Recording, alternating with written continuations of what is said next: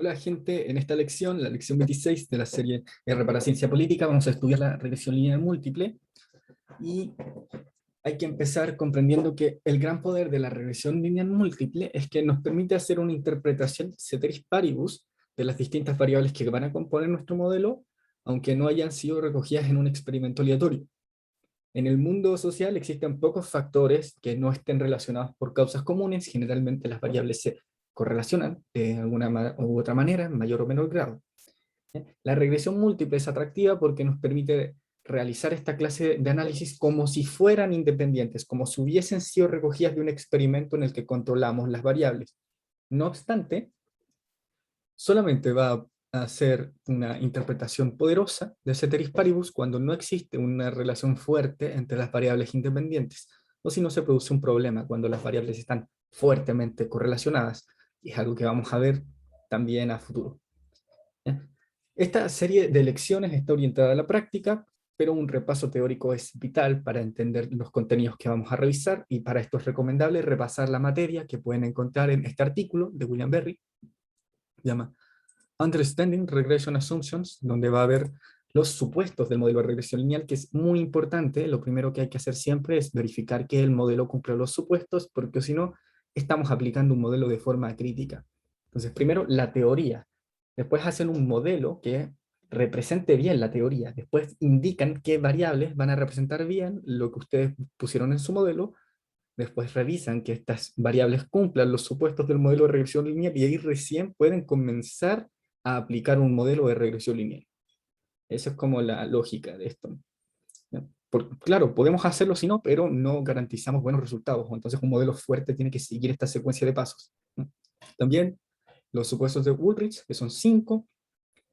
Introducción a la econometría, capítulo 3, que si no me equivoco son media condicional de los errores igual 0, la probabilidad de x, o sea, del error dado x sea 0, es decir, que la esperanza del error sea 0, la homocesticidad, que la varianza de los errores sea 0, que se distribuyen de forma normal, todo eso, ¿ya?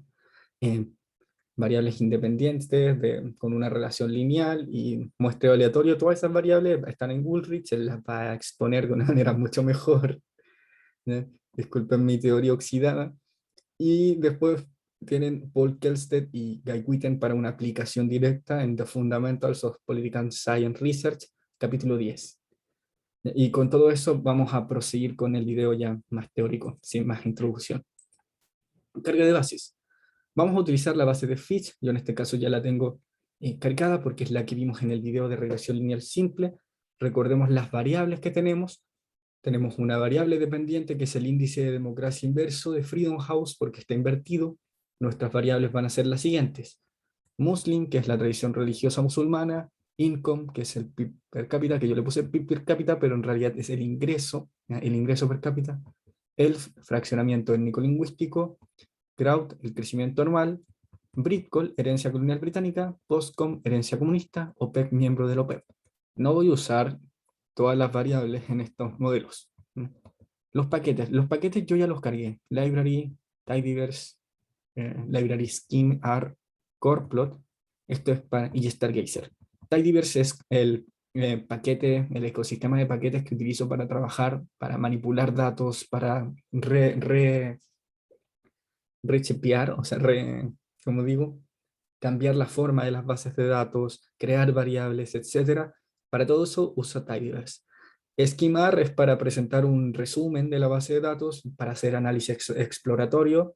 Coreplot es una función, un paquete que me permite hacer un gráfico de correlaciones muy bonito, y Stargazer me permite presentar las relaciones lineales en tabla. Es un visualizador que permite hacer cosas muy interesantes.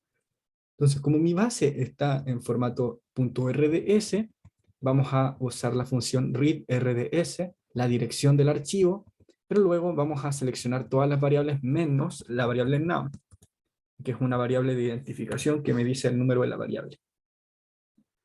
Entonces, análisis exploratorio de la base de datos. Siempre es bueno conocer el comportamiento de nuestra base de datos, y cuando vamos a replicar una investigación es de vital importancia conocer al detalle lo que los investigadores hicieron para generar su paper, para generar su investigación. En este caso no vamos a hacer eso, porque no estamos replicando artículos. Estamos solamente viendo cómo funcionan los modelos.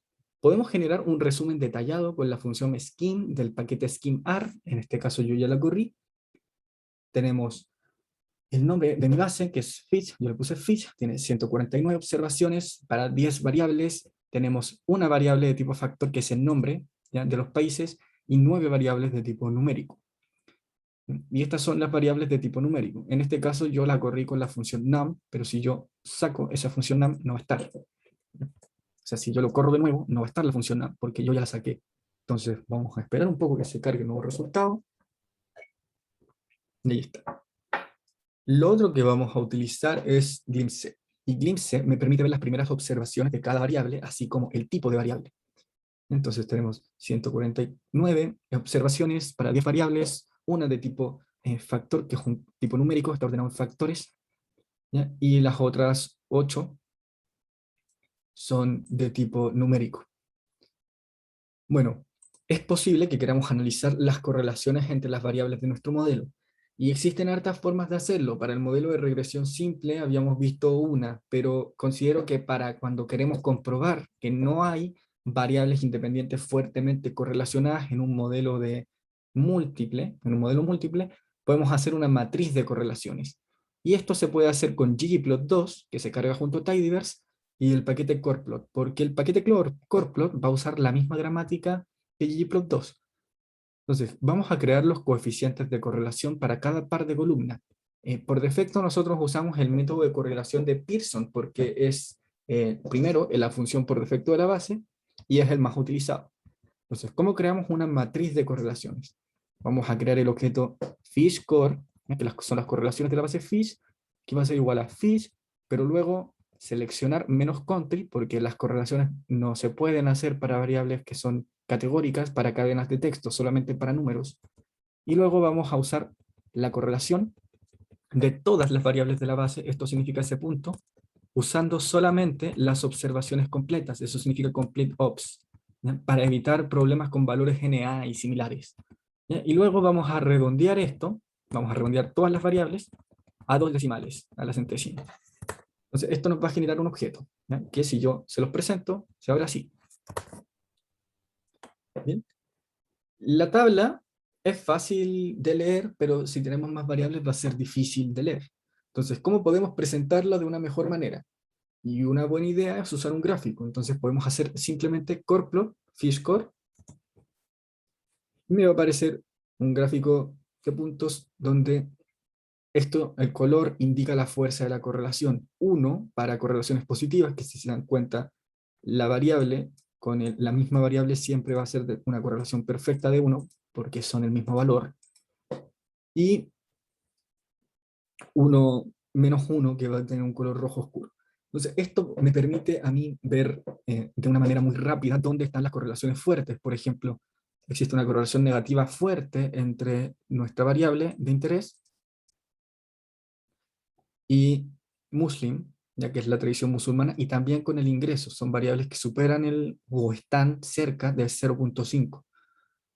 Pero como a mí me interesan solamente las variables independientes, lo que puedo hacer es sacar, ¿cómo se dice?, la variable country, entonces, la variable muslim. Entonces vamos a seleccionar todo, menos country y muslim. Y aquí es muy importante que yo cierre todos los paréntesis que hago. ¿Por qué saqué muslim? Porque es la variable dependiente, y a mí solamente me interesa que las variables... me equivoqué aquí, porque saqué muslim, tenía que sacar la variable independiente, o sea, la variable dependiente, que es Freedom House. Saqué Freedom House porque es la variable independiente, que es la variable, o sea, saqué Freedom House porque solamente me interesa estudiar las variables independientes. Disculpen que me haya desordenado. ¿Por qué? Porque es importante para el modelo de regresión simple, o sea, múltiple, que las variables independientes no estén fuertemente correlacionadas. Y esto me indica que hay una relación negativa grande entre ser un país postcomunista y tener un crecimiento económico. También con índice de fragmentación etnolingüística de ingreso, pero en general, si se fijan, son correlaciones más bien débiles, por tanto yo puedo seguir adelante. También puedo alterar la estética de nuestra tabla de la siguiente manera. vamos a cambiar en primer lugar la forma. El método ahora va a ser shape, que me va a rellenar los cuadrados. ¿Ya? Shape call va a ser NA porque no quiero esa variable activada. TL.call va a ser negro. TL.sort va a ser 35, que esto es el ángulo, ¿ya?, de las variables, y este es el color de las variables. Y vamos a rellenar cada cuadro de negro, ¿ya? Y el orden lo vamos a ordenar de mayor correlación a menor correlación, para que estén todos juntos. ¿Ya? Y se va a ver de esta manera.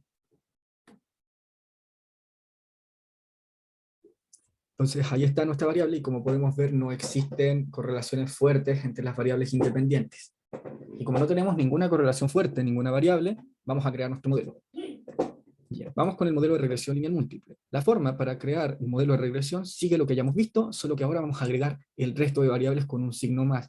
Y esto en general va a aplicar para todos los modelos lineales que queramos hacer, sean una regresión lineal, sean una regresión logística, sea una regresión de diferencia en diferencias, sea una regresión intercuantílica, sea una regresión logística, ya lo dije, de Tobit, etcétera, lo que sea, va a aplicar esta fórmula, que es el nombre de la regresión, en este caso un modelo lineal, lineal model, variable dependiente, distribuye según variable independiente 1, más variable independiente 2, más variable independiente 3, etcétera, etcétera, etcétera, hasta llegar a una variable independiente k, que puede ser el número de variables que ustedes tengan, coma, y su base de datos.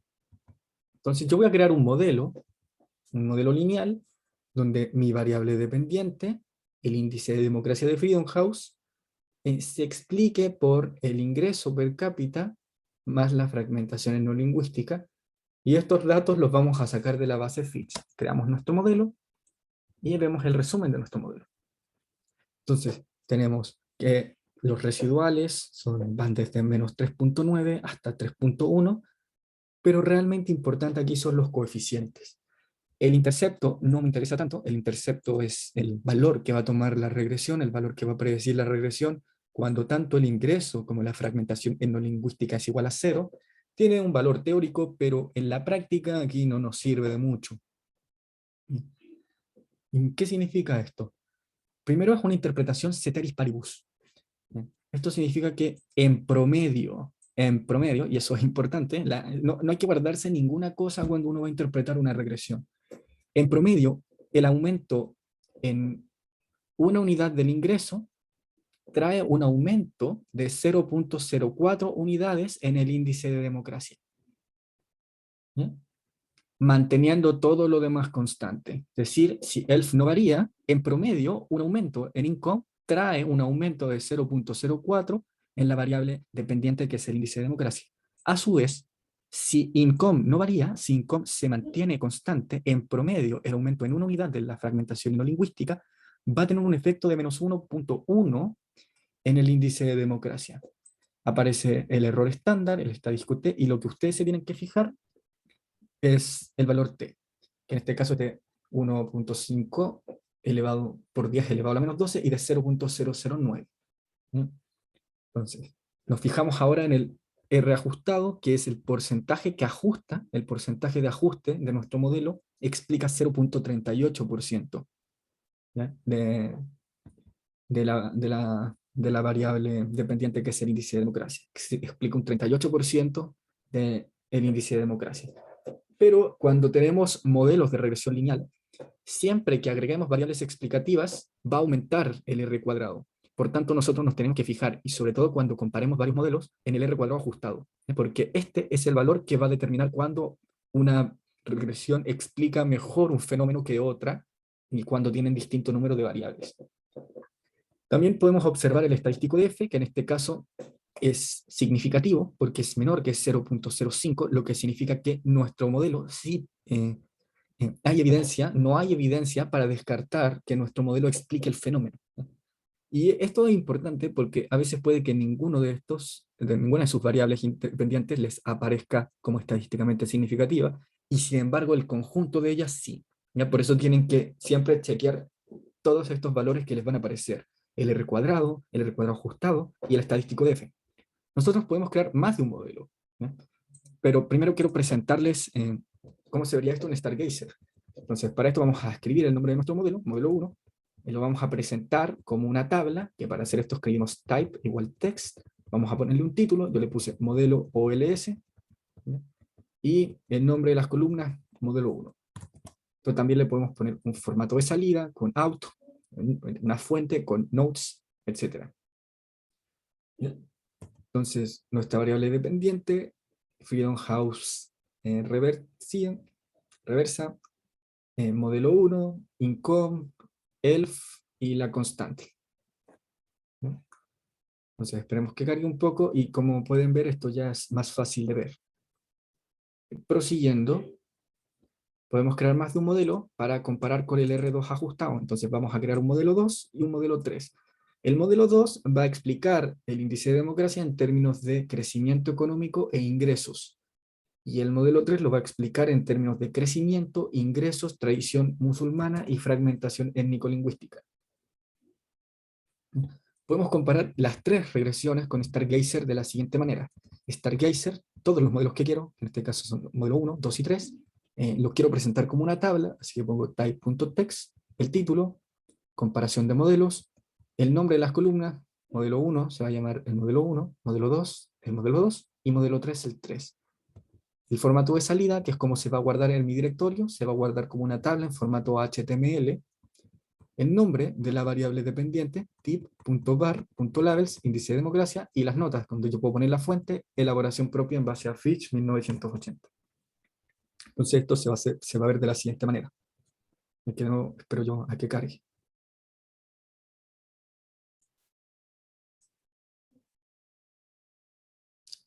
Entonces, ¿por dónde empezamos a comparar aquí?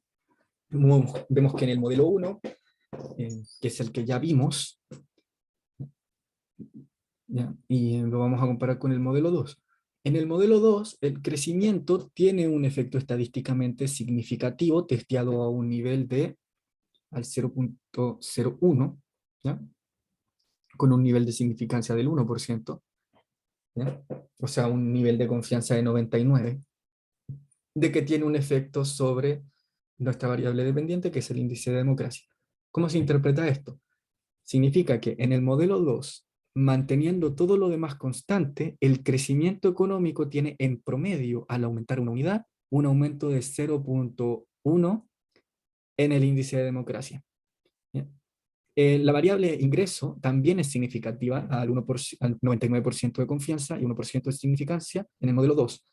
Y esto significa que manteniendo todo lo demás constante, el aumento en una unidad del ingreso per cápita tiene un efecto en promedio de 0.045 sobre el índice de democracia.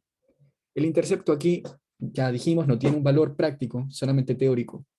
En el modelo 3, donde tenemos 4 variables, 4 variables explicativas, el intercepto toma un valor de 3.78, que es el valor que va a tomar nuestra regresión cuando todos los valores de las variables independientes es 0, por tanto no tiene un valor práctico real, y interpretando las variables vemos que el crecimiento deja de ser estadísticamente significativo, y esto es importante porque los coeficientes van a cambiar según las variables que ustedes pongan, porque lo calcula en conjunto.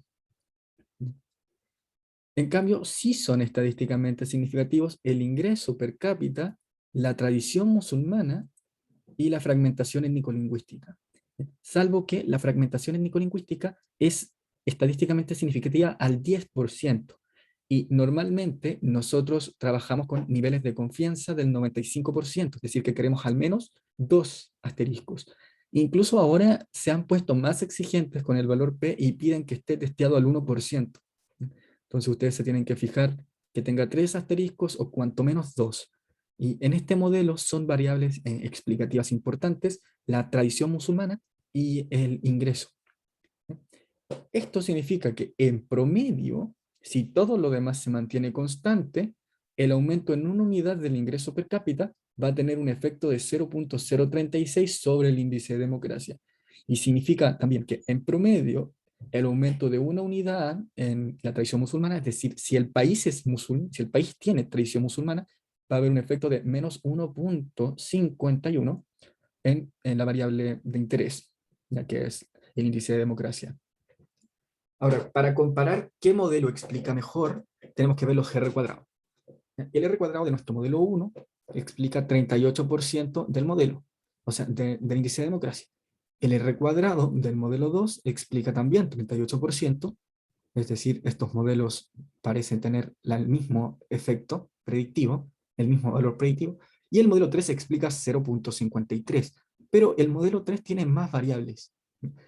Y por una cosa de cálculo matemático, por cómo está hecha la fórmula, siempre va a tener más R cuadrado, siempre va a aumentar el R cuadrado conforme nosotros le metamos más variables al modelo.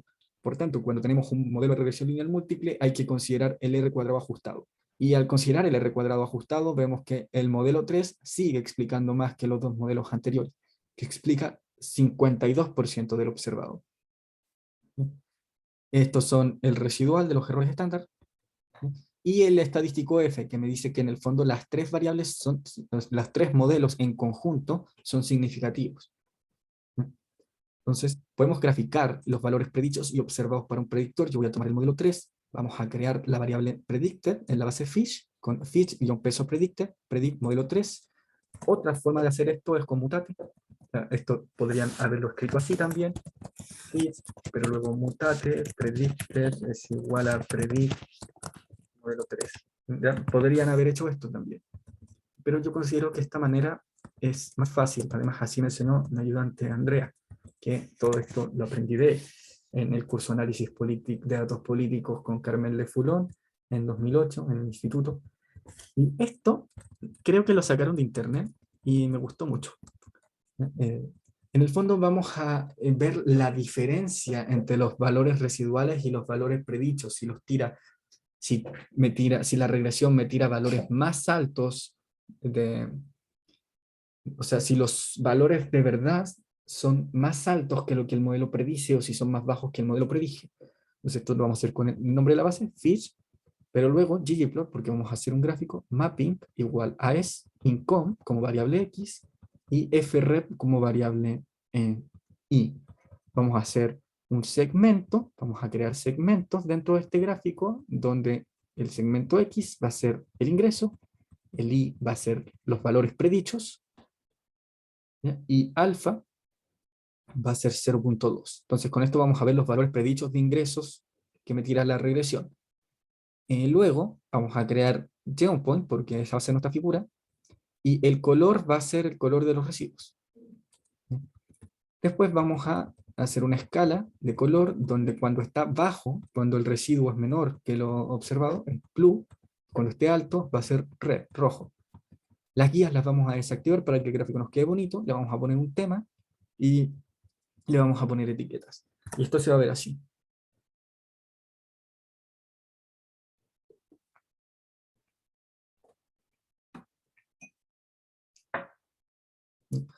Donde rojo me tira valores sobre los predichos, negro me tira valores bajos, o sea, azul me tira los valores bajos de los predichos.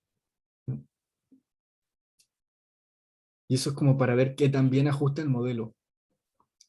Ahora, podemos hacer esto para todas las variables de la base de la siguiente manera. Vamos a crear una base con la clave IB, que es Independent Variable. Esto es lo que digo que sacamos de internet. El valor va a ser X y va a ordenar por menos índice de democracia, menos valor predicho, menos residual, que en el fondo ordena de mayor a menor. ¿Ya? Luego vamos a crear un gráfico donde las variables van a ser X y el índice de democracia, y aquí mira índice de democracia, y X va a medir las distintas variables explicativas que tenemos. Vamos a crear el mismo segmento anterior donde el valor X, el segmento X va a ser la variable, porque esto es una iteración para todas las variables, y yn va a ser los valores predichos, alfa va a ser 0,2, el color va a ser el color de los residuos, donde un valor bajo va a tener azul, un valor medio va a tener blanco, y un valor rojo va a tener, o sea, un valor alto va a tener rojo. Vamos a quitar las guías para estética, vamos a poner más puntos, ¿sí? Y vamos a hacerlo en facetas. Vamos a dividir las facetas por variable independiente, vamos a liberar las escalas para que cada gráfico tenga su propia escala en X, y lo vamos a hacer en 3 columnas, ncol igual 3. Luego vamos a aplicar un tema, temBW, y estos serían los efectos. Entonces, estas son variables dummy, la interpretación de las variables dummy, las vamos a ver country no es relevante aquí. Vean cómo ajustan elf, grow e income, donde en income sobre todo, predice bastante bien, ¿ya? Y en grow también. ¿Ya? Por último, podemos estudiar los residuales. Por ejemplo, si yo quiero estudiar los residuales del modelo 3, vamos a hacer un mapeo, donde A va a ser punto .fitted, los valores ajustados, y punto .receive van a ser los residuales, más point más smooth. Así distribuyen los residuales, y tenemos que el modelo parece captar aquí, sobre todo en la parte alta, bastante bien, salvo por algunos datos que se nos escapan, y en la parte baja ya pareciera que no ajusta tanto. En este caso, valores muy altos indican que la predicción real fue muy baja en comparación a los valores que observamos, y valores bajos indican que fue alta. Otra manera de estudiar esto es con el plot del modelo 3. Y aquí me van a aparecer distintos gráficos, ya que esto ya lo vimos. Partiendo por el residual, que de nuevo vemos lo que habíamos dicho, que el modelo explica bastante bien para valores más altos, y aquí es donde empieza la dispersión, ¿ya? Para estos valores ajustados. Cuando vemos los estandarizados, tenemos la misma tendencia. En general vemos dispersión, nuestro modelo presenta dispersión, sobre todo en los datos más bajos. Pero en general es un modelo satisfactorio. ¿Ya? Así que ahí tenemos algunos ejemplos de cómo se utiliza la regresión lineal múltiple, pero esto es introductorio, nos falta bastante, nos falta ver las especificaciones, las transformaciones de regresiones no lineales y los test de homocedestacidad y multicolinearidad, así que estamos recién empezando. Vamos a ver lo próximo en próximos videos. Muchas gracias por venir y nos vemos en próximas sesiones.